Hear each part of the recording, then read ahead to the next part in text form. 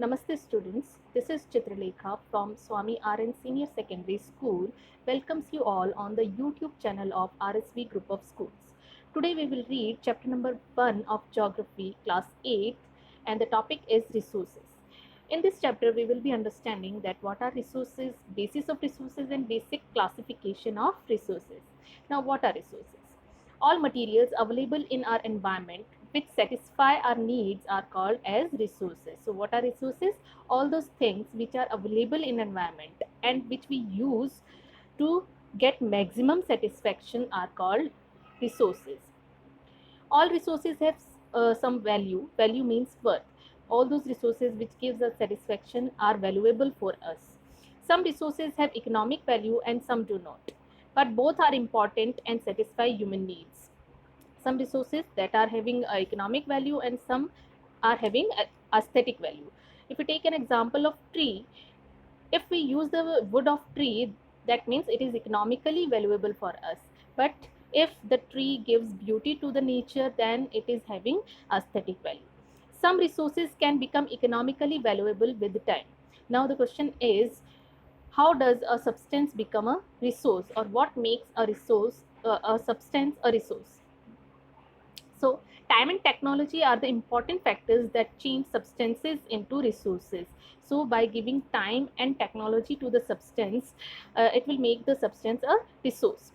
People themselves are the most important resource. It is their ideas, knowledge, inventions, and discoveries that lead to the creation of more resources. So, human being itself is an important resource because by using their ideas, knowledge, inventions, and discoveries, they can create more valuable resources. Each discovery or invention leads to many others. For example, discovery of fire led to the practice of cooking. Invention of the wheel resulted in the development of newer modes of transport. But when the fire was discovered, the people did not know what are the uses of fire. But today we are using it in many ways like cooking, burning, etc. And similarly, the discovery of wheel or the invention of wheel, at that time, the people didn't know that it will help in the development of transportation.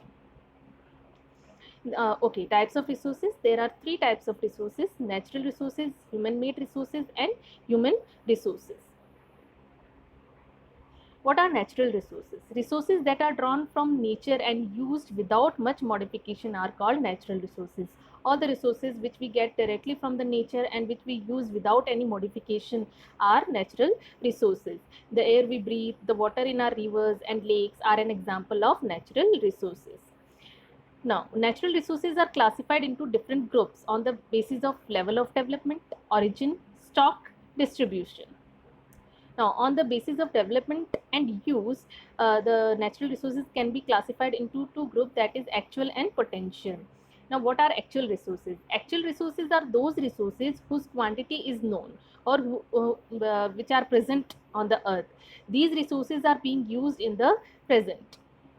Examples: rich deposit of coal in Germany, petroleum in West Asia, dark soil of the Deccan Plateau in Maharashtra. And what are potential resources? The resources whose quantity is not known. Resources which are found in an area but not have been utilized, however, due to lack of requirement. Although these resources are available on the earth, but we don't know how to use them due to lack of technology. For example, Rajasthan and Gujarat has enough potential to produce solar energy due to cloudless sky and more temperature. And the uranium that is present in the Ladakh, the mineral, it is of no use till now, but in future it can be used. Okay, on the basis of stock, we can divide natural resources into renewable resources and non-renewable resources. Now, what are renewable resources? These are those resources which get renewed or replenished quickly, such as solar and wind energy. These are those resources which can be renewed quickly. Okay, non-renewable resources, these are those resources which have a limited stock. Once these get finished, they may take thousands of years to renew. These are those resources whose stocks are limited, and if get finished, they take thousands of years to be renewed. Okay, on the basis of origin, we can divide it into biotic resources and abiotic resources. Now, what are abiotic resources? These are resources that are non-living. That means the resources which are not having life. For example, soils, rocks, and minerals. What are biotic resources? These are the resources that are living or that are having life. Living organism can be included in biotic resources. For example, plants and animals. On the basis of distribution, we can classify resources into ubiquitous and localized. Uh, ubic- uh,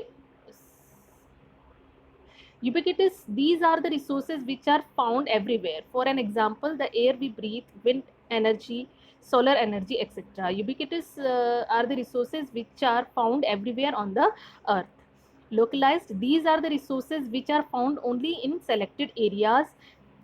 These are actually mineral materials which are useful to man. For an example, iron, copper, tin, silver, gold, etc. Localized resources, these are mainly mineral materials. Okay, some of the factors which affect the distribution of natural resources are topography, climate, and altitude. Now, what are man-made resources? The resources which are not made by nature but are made by human beings are called man-made resources. The things which are made by human beings are called man-made resources. For example, buildings, parks, monuments, roads, table, chair, and so on. Human resources. Human resources refers to the number and abilities of the people. People can make the best use of nature to create more resources when they have the knowledge, skill, and the technology. As we have already read that people himself is an important resource, because by using their knowledge, skill, and technology, they are able to create more resources. People are human resources.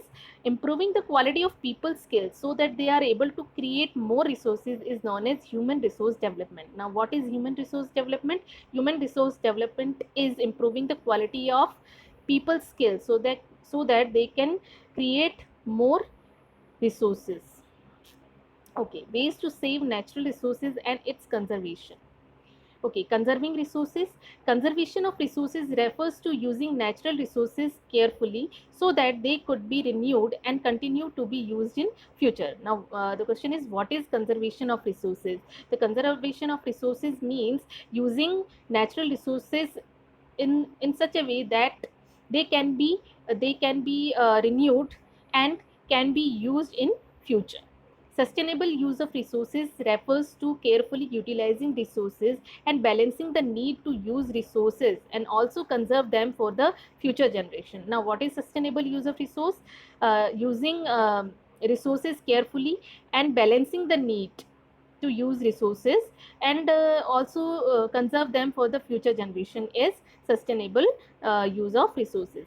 It is our duty to ensure that all uses of renewable resources are sustainable, that each and every natural resources can be used in such a way that they can be conserved for the future generation.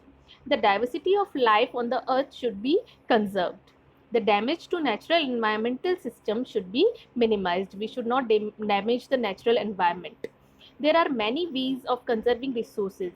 Each person can contribute by reducing consumption, recycling, and reusing things. There are some other ways to conserve and save natural resources. These are: avoid the use of toxic chemicals. Do not use toxic chemicals. Stop littering. Do not throw garbages in the public places or left rubbish in the public places. Say no to plastic. Don't use plastic. Prepare compost pits at your house.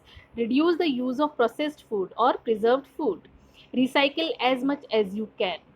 Reduce the consumption of meat or buy meat from local farms. Okay, students, this much is from your chapter. uh, okay, thank you. Have a good day ahead.